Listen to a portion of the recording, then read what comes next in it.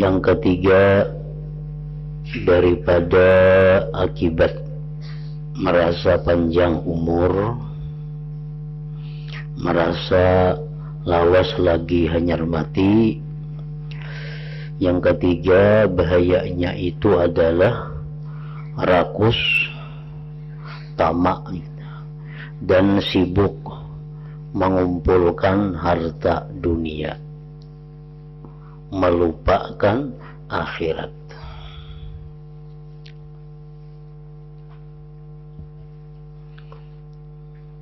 Karena merasa masih lawas lagi hidup, beranggapan umur masih panjang, lalu kepingin mengumpulkan harta dunia ini.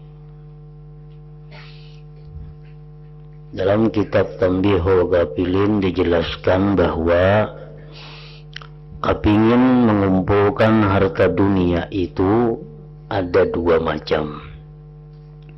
Pertama, mazmum, yang dicela. Mengumpul harta dunia itu ada yang dicela, yaitu orang yang mengumpul harta dunia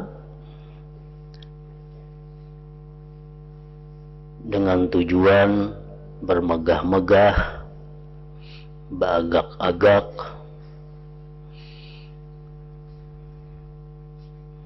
atau mengumpul harta dunia terlanggar hukum Allah, atau mengumpul harta dunia terlalaikan yang dipardukan oleh Allah. Itu contoh-contoh di mana kita mengumpulkan harta dunia itu dicela oleh agama. Yang kedua, mengumpul harta dunia itu tidak dicela, namun lebih baik meninggalkannya. Mengumpul harta dunia itu tidak dicela, tetapi lebih baik kada usah. Itu adalah orang yang mengumpul harta dunia yang halal tentunya, dengan tidak melanggar hukum Allah, tidak melalaikan kewajiban, dan tidak ada maksud untuk bermegah-megah, beragak-agak, berharap-harap pada orang. Nah, itu kada dicela, tetapi sebaiknya kada usah juga. Demikian perkataan Al-Faqih Abu Laits As-Samarqandi. Kenapa kita mengumpul harta dunia itu? Karena kita merasa lagi panjang umur.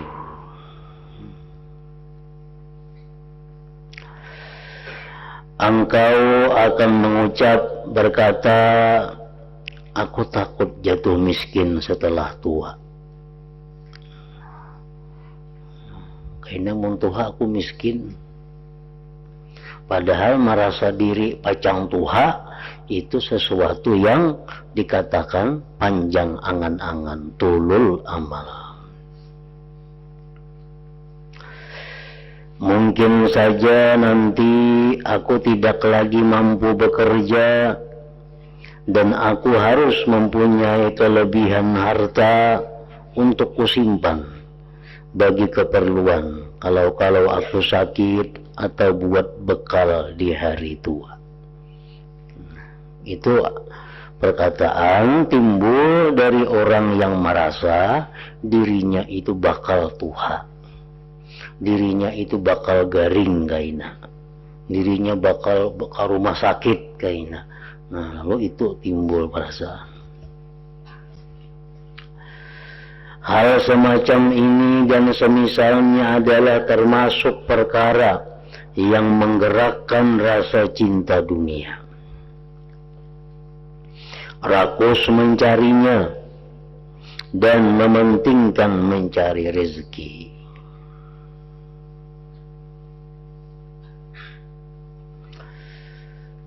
Orang seperti ini bisa saja berkata, apa yang aku makan? Kayaknya mun aku tuha. apa yang aku minum, apa yang aku pakai. Ini musim hujan dan ini musim kemarau. Sementara itu aku tidak mempunyai apa-apa.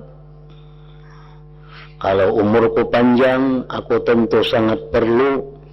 Kalau aku sudah mulai tua, aku tentu tidak dapat bekerja. Padahal aku harus makan dan tidak meminta-minta kepada orang lain. Nah, itu anggapan-anggapan, perkiraan-perkiraan dari orang-orang yang merasa hidupnya masih lama.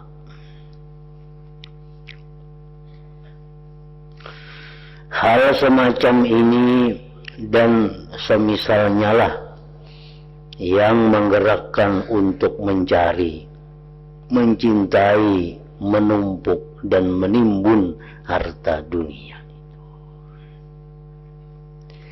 Paling sedikit bisa menyibukkan, menyia-nyiakan umur atau waktu, memperbanyak prihatin dan kesusahan tanpa guna, tanpa ada gunanya.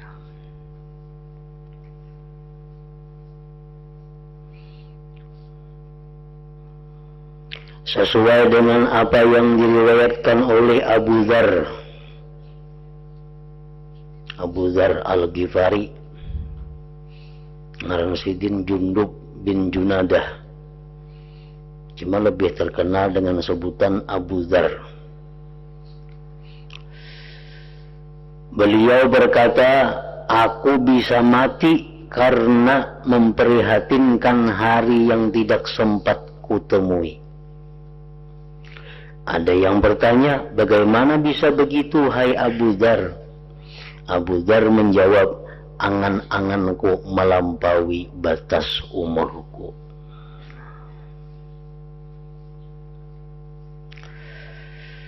Kecintaan kepada dunia, menumpuk harta, rakus mencari dunia, salah satu penyebabnya adalah merasa panjang umur.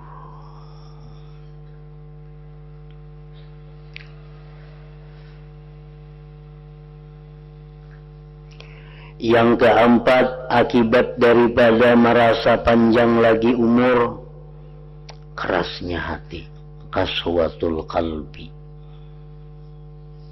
keras hati, dan melupakan akhirat. Keras hati itu berakibat kada mampan dinasihati. Keras hati berakibat kada mau menangisi kesalahan-kesalahan yang lalu.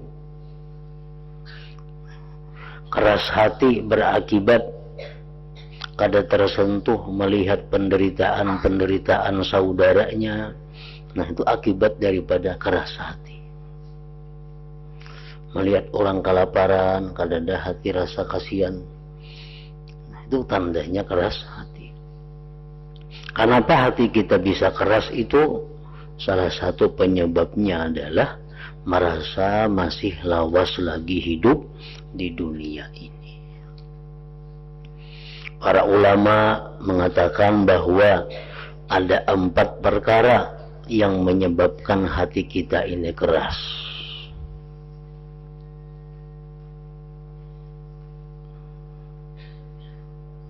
Pertama, batnun mumtali, perut yang selalu penuh. Perut yang selalu penuh. Artinya orang ini kada kawa sedikit lapar, akan mencari makanan aja.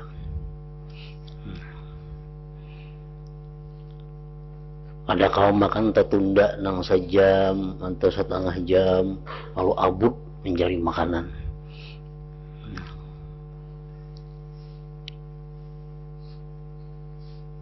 Biasa makan pukul 8, kada ada makanan pukul 8, tak pukul 9, wah amuk.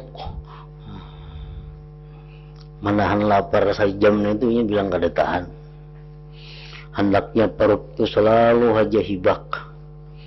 Nah ini kalau macam itu terus kita akibatnya itu keras hati.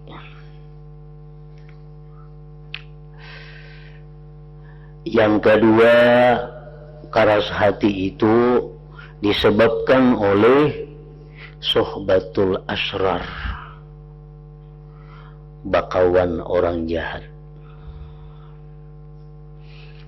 Bakawan orang jahat, pemabuk kawan, penjudi, penzina, orang kada tapi sembahyang, orang durhaka lawan ibu bapa, orang nang ketujuh menipu orang yang pikirannya hanya dunia aja. Nah itu dikawani menjangkit inya keras hati.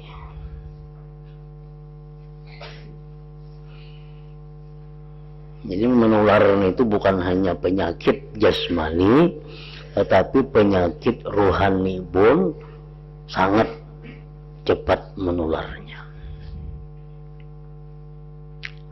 Orang yang jahat itu semuaan jahat, bakasnya jahat, keringatnya jahat,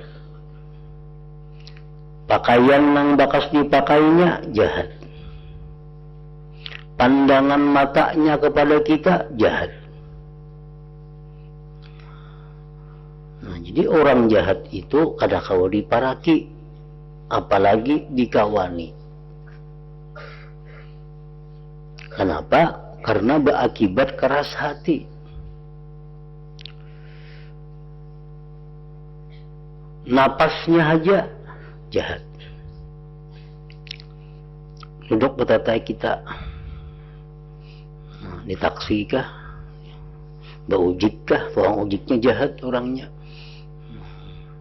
Bernapasnya cium kita, napasnya itu pun jahat. Bila langganan lawan itu bertaksi, jadi jahat juga kena kita. Mau sekali-sekali ya kada apa-apa. Ini sohbah, ini artinya berkawan, nah bersahabat.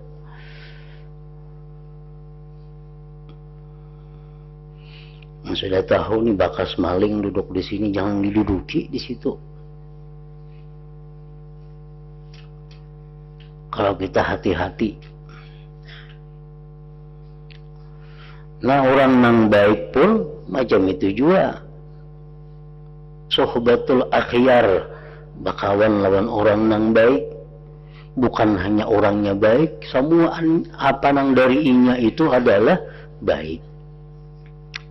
Bakas inya baik, keringat inya baik, inya cangang lawan kita pun baik, inya ingat di hatinya pun baik. Nah, orang-orang dahulu itu ada memberi orang saleh duit hadiah. Orang beri pian duit nah bahagia. Nah pagarangnya si dia ujar sinang beri duit ini supaya pian tuh ingat lawan ulun. Nah, ingatnya itu aja dicari, ingatnya orang yang baik itu. Kalau kita nih diingat oleh orang baik, itu sudah kontak lawan kita. Kenapa? Orang baik itu orang yang dirahmati Allah.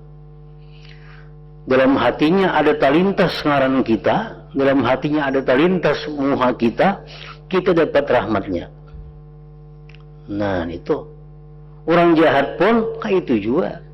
Orang jahat itu orang yang selalu mendapat ancaman Allah. Orang jahat orang selalu dapat kutukan Allah. Hatinya ingat lawan kita, bah sakit bana kita. Nama kita, badan kita dalam hati orang yang dikutuk Allah.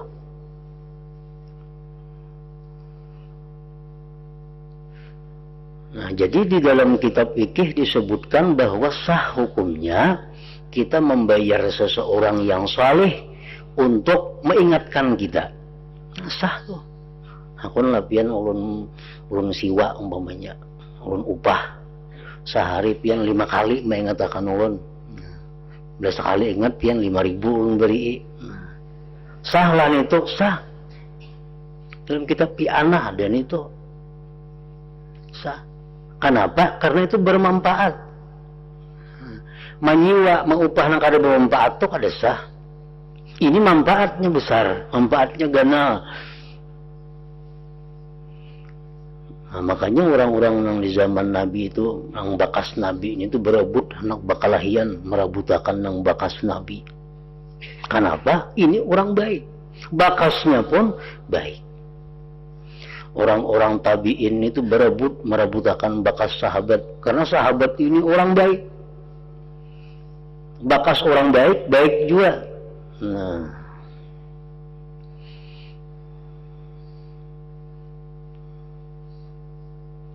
jadi pun ada orang baik nih tuh ketujuh lawan kita, mengatakan kita na untung. Kita guring, beramal kada guring kita. Sedin beribadah ingat lawan kita, nah dapat kita manfaatnya, dapat kita syafaatnya. Bila kita guring wara, cuma orang yang beramal ini ingat lawan kita, nah dapat kita manfaatnya.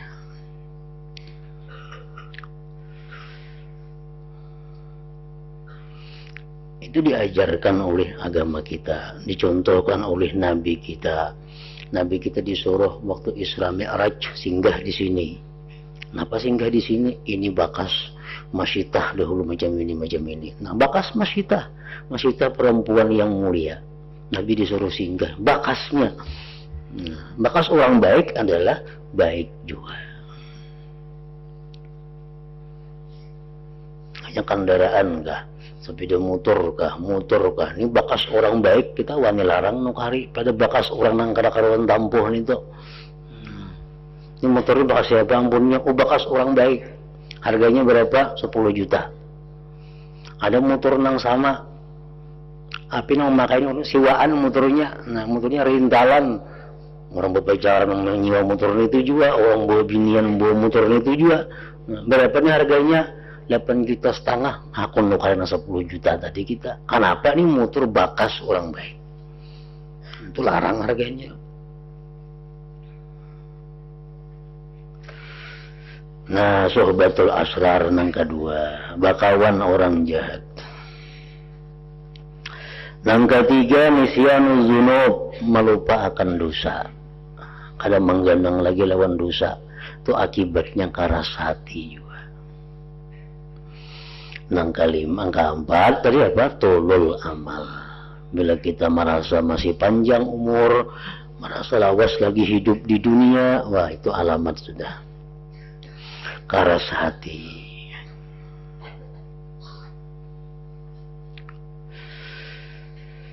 Karena jika engkau mempunyai angan-angan berumur panjang, tentu engkau tidak ingat mati dan kubur. Ada ingat mati dan kubur.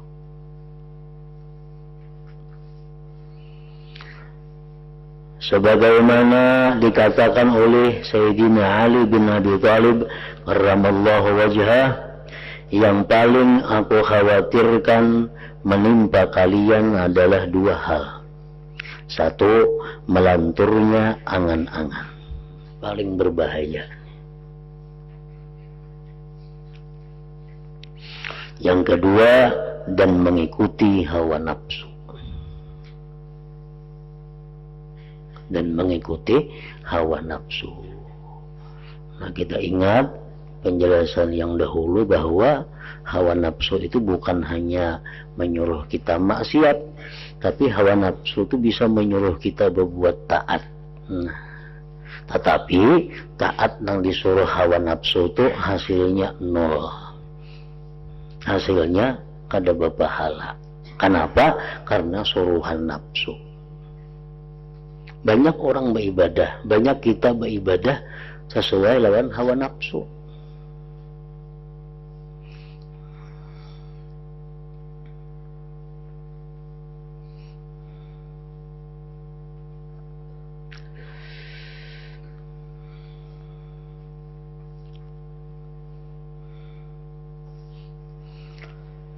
Ingatlah sungguh melanturnya angan-angan itu bisa melupakan akhirat dan mengikuti hawa nafsu dapat mencegah dari perkara hak.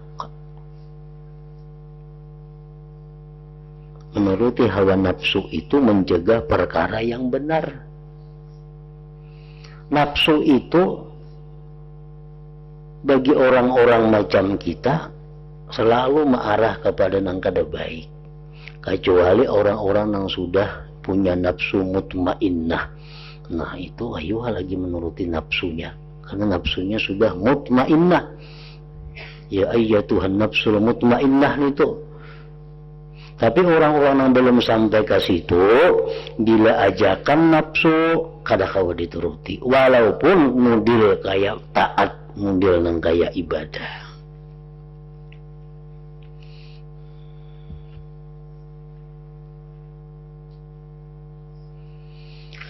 Jadi kalau begitu pikiran dan kebanyakan urusan engkau gunakan untuk membicarakan dunia. Karena apa? Karena kita merasa masih lawas hidup di dunia. Dan sebab-sebab hidup lama serta untuk bergaul dengan masyarakat dan sebagainya, sehingga menjadi keraslah hati engkau karenanya itu. Lunak dan jernihnya hati adalah lantaran ingat mati. Ingat kematian itu melembutkan hati. Puasa melembutkan hati. Bakawan orang yang baik melembutkan hati. Hati lembut itu macam apa? Hati lembut itu pertama contohnya perasaannya sangat peka kepada orang. Kalau orang kesusahan, ia merasa dirinya pun susah. Nah itulah hati lembut. Bila ia keingatan dosa-dosa yang lalu, pelanggaran-pelanggaran yang lalu, malu ia kepada Allah. Ini hati yang lembut. Orang yang kada malu itu orang yang hati keras. Bila orang tuh kada berisi malu lagi, itu sudah kada beriman lagi. La imana liman la haya alahu. Tidak ada iman bagi orang yang tidak ada malu. Berbuat maksiat kada supan-supan lagi. Nah ini tandanya orang kada beriman. Tandanya hatinya keras. Kalau orang yang lemah hati, lembut hati, ada perasaan malu. Ingat mati itu melembutkan hati. Bakawan lawan orang yang saleh, yang baik, itu akhirnya melembutkan hati. Orang tuh penyarikan. Nah, tapi akibat bakawan lawan orang yang baik-baik, di perlu waktu kalau mau pangkun payakun. Nah, ini perlu sebulan atau setahun bakau orang saleh, akhirnya ada penyarikan lagi. Itu faidahnya bakawan orang yang saleh itu. Kemudian puasa melembutkan hati. Lunak dan jernihnya hati adalah lantaran ingat mati.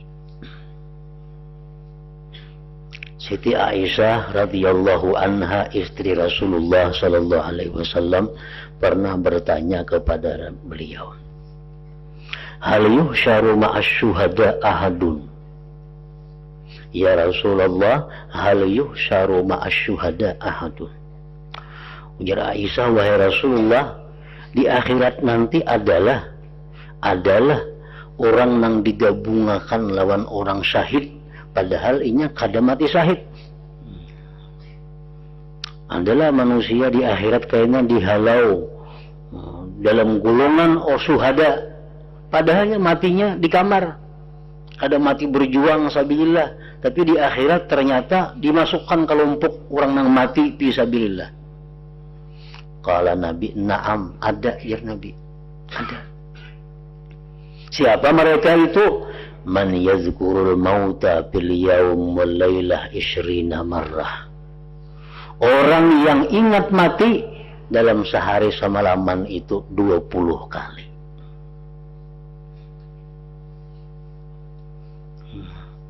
dalam 24 jam nih kita ingat lawan mati 20 kali setiap hari kita mati bergabung lawan syuhada, orang-orang yang mati syahid fisabilillah.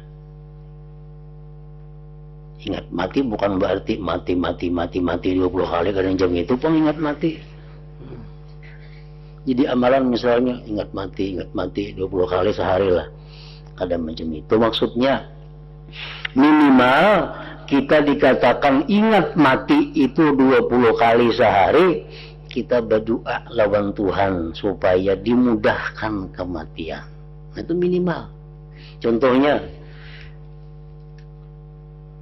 bila kita berdoa Allahumma a'inni 'alal maut wa hawwinhu 'alayya. Ya Allah, tolonglah aku menghadapi kematian dan mudahkan kematian itu atasku. Nah, ini contoh minimal mengingat mati. Kita tahu mati itu berat, mati itu sangat sakit, sangat sakit dengaran mati ini tuh. Lalu kita minta lawan Tuhan, Allahumma a'inni 'alal maut wa hawwinhu 'alayya. Ini doa Nabi. Nabi kan berdoa itu sih. Kita kadang harus pada Nabi menghadapi kematian itu, ya Allah, tolonglah aku atas kematian dan mudahkan kematian itu atasku. 20 kali. Sebagian ulama ada yang mengandak doa itu di tiap-tiap sujud sembahyang. Sembahyang fardu 17 rakaat sehari semalaman, ditambah sembahyang witir 3 rakaat. Nah, lebihan tuh. Artinya sembahyang fardu 17 rakaat, 17 rakaat itu sudah 2 kali sujud kok. Nah, 2 kali 17 berapa? Tambah pulang witir 3 rakaat. 3 rakaat itu 6 kali sujud. Setiap sujud ada di subhana rabbiyal a'la, subhana rabbiyal a'la, subhana rabbiyal a'la, atau buat wa bihamdi umpamanya. Nah, akhirnya Allahumma a'inni 'alal maut wa hawwinhu 'alayya. Ya Allah, tolonglah aku menghadapi kematian dan mudahkan kematian itu atasku. Nah, itu seorang kurang mengingat mati kita berdoa itu. Kalau kita rutin itu, nah mati kita bergabung lawan orang yang syahid fisabilillah. Lunak dan jernihnya hati adalah lantaran ingat mati, kubur, pahala, siksa, dan keadaan-keadaan akhirat. Itu mengakibatkan lembut hati. Apabila semua ini tidak ada dalam benak engkau, lalu dari mana hati engkau bisa lunak dan jernih? Ingat mati kadada, kubur kadada, pahala kadada memikirkan pahala, siksa kadada ingat akan siksa. Dari mana datangnya lembut itu hati? Allah Ta'ala telah berfirman, fatala alaihimul amadu faqasat qulubuhum. Artinya kemudian berlalulah masa panjang atas mereka, lalu menjadi keraslah hati mereka.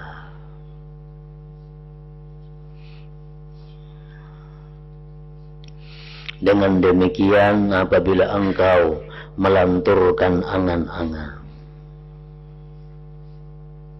taat, engkau tentu hanya sedikit.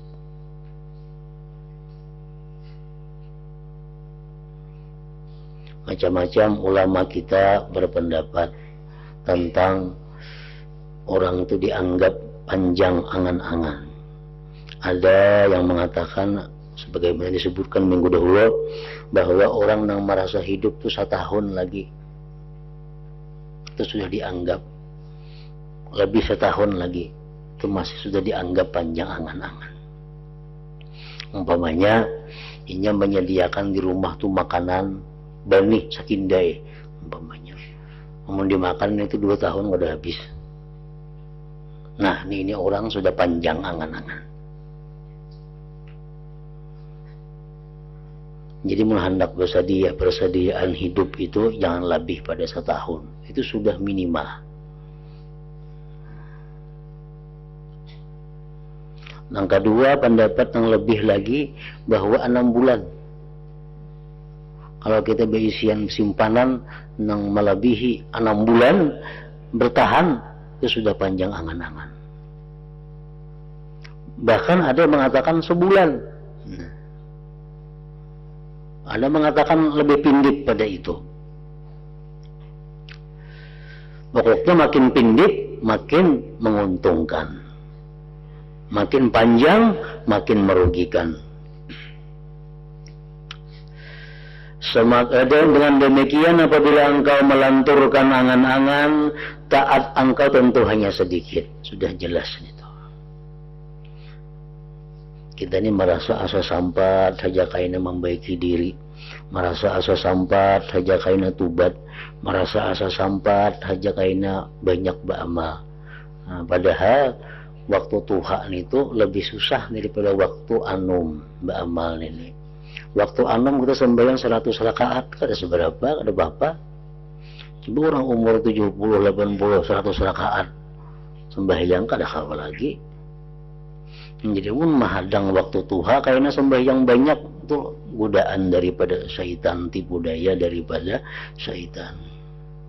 Kayaknya aja puasa sudah Tuhan lagi anum ngorok puasa Tuhan pulang mana kalau puasa macam-macam penyakit, ada mah, ada asma, ada macam-macam penyakit. Awalnya puasa kada kawa.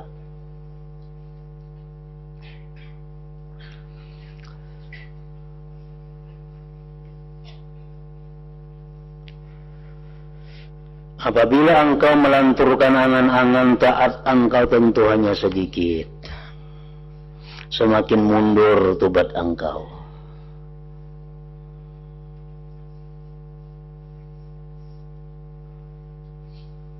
Bertambah banyak maksiat engkau. Bersangatan tamak engkau kepada dunia. Mengeras hati engkau. Dan semakin besar kelalaian engkau terhadap akibat. Lalu sama sekali tidak memikirkan akhirat. Jika tidak dikasihani Allah Ta'ala. Tuhan sayang, diberi Tuhannya hidayah, diberi Tuhan taufik, lalu segera merubah dirinya. Manakah keadaan hidup yang lebih buruk daripada ini? Taat sedikit, tobat kada, maksiat bebanyak, tamak bebanget, keras hati bebanget. Nah, mana hidup yang lebih buruk daripada ini? Manakah afat penyakit yang lebih besar daripada ini? Ini semua timbul karena melanturnya angan-angan. Karena merasa panjang lagi hidup di dalam dunia ini.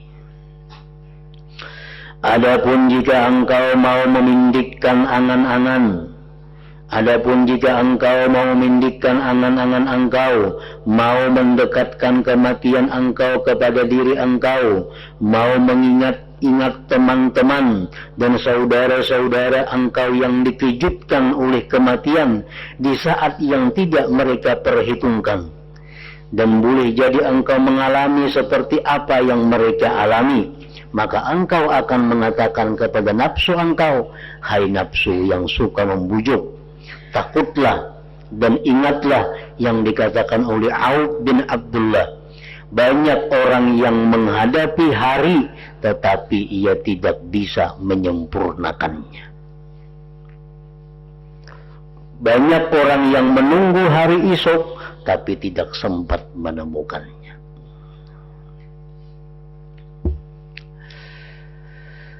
Seandainya engkau mengetahui batas umur engkau dan perjalanan umur itu, niscaya engkau benci terhadap melanturnya angan-angan dan bujukannya.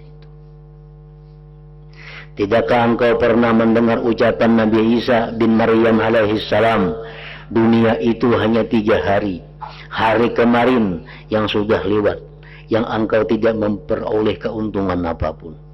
Hari esok yang tidak engkau ketahui apakah bisa menemukannya atau tidak. Dan hari yang engkau hadapi ini, carilah keuntungan daripadanya. Kemudian ingatlah pula perkataan Abu Dzar Al-Ghifari radhiyallahu anhu, dunia itu hanya 3 jam. 1 jam yang sudah lewat, 1 jam yang engkau hadapi, dan 1 jam yang tidak engkau ketahui apakah engkau akan menemukannya atau tidak. Jadi pada hakikatnya engkau hanya bisa menguasai 1 jam, karena kematian itu bisa saja menghampiri jam demi jam. Lalu ingatlah kata guruku Abu Bakar Al-Warraq, dunia itu hanyalah 3 tarikan napas. 1 tarikan napas yang telah lewat, di mana engkau dapat beramal apa saja. 1 tarikan napas yang engkau hadapi, dan 1 tarikan napas yang tidak engkau ketahui apakah engkau sempat menemukannya atau tidak. Nah ini ya kisah ng sahabat Nabi. Batayamum. Jadi orang tuh banyak ada di luar rumah, di pelataran ada banyak bagian batayamum. Aku di sini mau berjalan ke situ, barangkali kalau sampat umurku bisa habis. Nah ini ya orangnya.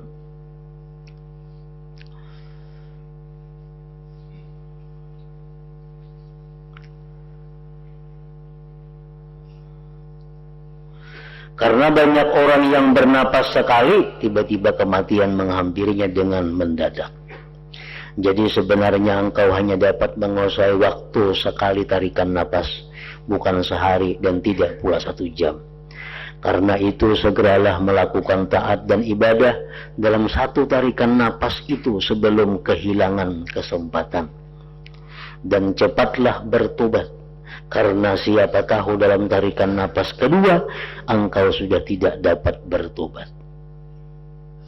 Kebanyakan penghuni api neraka itu, ujar Nabi kita, akibat apa? Akibat taswib, akibat menunda-nunda tobat. Kebanyakan orang dalam neraka itu orang nang dalam dunia menunda tobat. Kaina pas mati.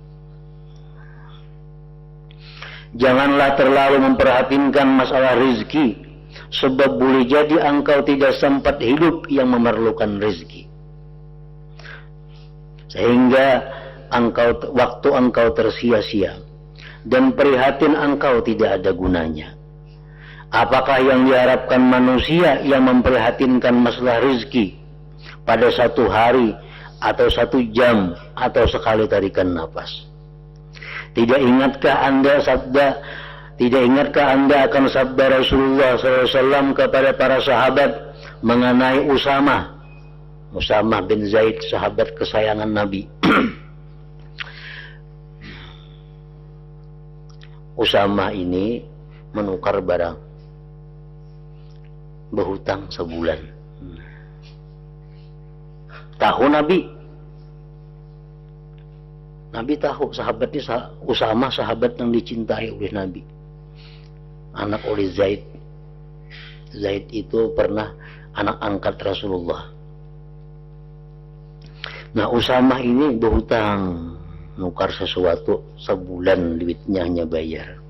Tahu Nabi kita, ujar Nabi, hai para muslimin, tidakkah kalian merasa heran terhadap Usamah yang membeli dengan tempo sebulan? Usamah benar-benar melantur angan-angannya, ujar Nabi. Nabi sudah mencela Usamah karena wani berhutang sebulan. Berarti Usamah ini merasa hidup lagi sebulan. Mungkar hidup pun 3 tahun, maginnya lagi artinya. Kredit sepeda motor 4 tahun, kredit motor 5 tahun, waninya. Sebulan ini dipadahkan Nabi sudah panjang angan-angan.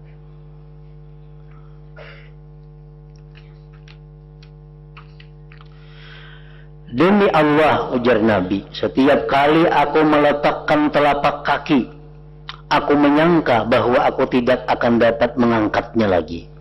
Dan setiap kali aku menyuap sesuatu, aku menyangka bahwa aku tidak akan dapat menelan suapan itu sampai aku menyusul kematian. Demi Allah yang menguasai diriku, apa saja yang diancamkan kepada kalian pasti akan terjadi, ujar Nabi, dan kalian tidak bakal dapat melemahkan Allah Subhanahu wa ta'ala. Nah, apabila engkau mau mengingat peringatan-peringatan ini dan menekuninya dengan mengulang-ulangnya, tentu menjadi pindik angan-angan engkau dengan seizin Allah Ta'ala. Maka pada saat itu engkau akan melihat diri engkau cepat melakukan taat kepada Allah dan mempercepat tobat, sehingga gugurlah maksiat engkau dan engkau menjadi zuhud. Hati tidak terpancing kepada dunia, tidak suka mencari dunia, lalu ringanlah hisab di akhirat, dan hati engkau masuk ke dalam suasana mengingat akhirat serta huru-haranya.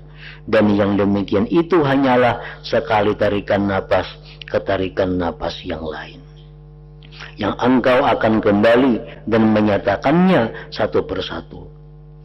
Kemudian hilanglah kekerasan hati engkau, kelihatan kelunakan dan kejernihan hati engkau pada waktu itu. Engkau akan mempunyai rasa takut kepada Allah Ta'ala, sehingga ibadah engkau bisa istiqamah. Harapan engkau menjadi kukuh dalam mempersiapkan diri menghadapi hari kemudian, dan engkau dapat meraih apa yang menjadi maksud engkau di akhir perjalanan engkau. Semua itu sesudah mendapatkan anugerah Allah Ta'ala oleh sebab satu pekerti, satu akhlak, satu sifat, yakni pindiknya angan-angan hidup di dunia. Diceritakan bahwa Zurarah ibnu Awfa rahimahullah sesudah wafatnya pernah diimpikan oleh seorang yang bertanya. Ada orang bermimpi bertemuan Zurarah bin Awfa yang sudah wafat. Lalu jalan mimpi ini bertakun, amal apakah yang paling utama menurutmu? Zurarah menjawab, riba dan pindiknya angan-angan. Cobalah renungkan wahai saudaraku, dan pusatkanlah perhatian engkau kepada pokok agama yang penting ini. Karena pindiknya angan-angan adalah laku, sifat yang paling penting bagi kebaikan hati dan nafsu engkau. Semoga Allah berkenan memberikan taufik dengan anugerah dan rahmatnya kepada kita. Amin ya rabbal alamin.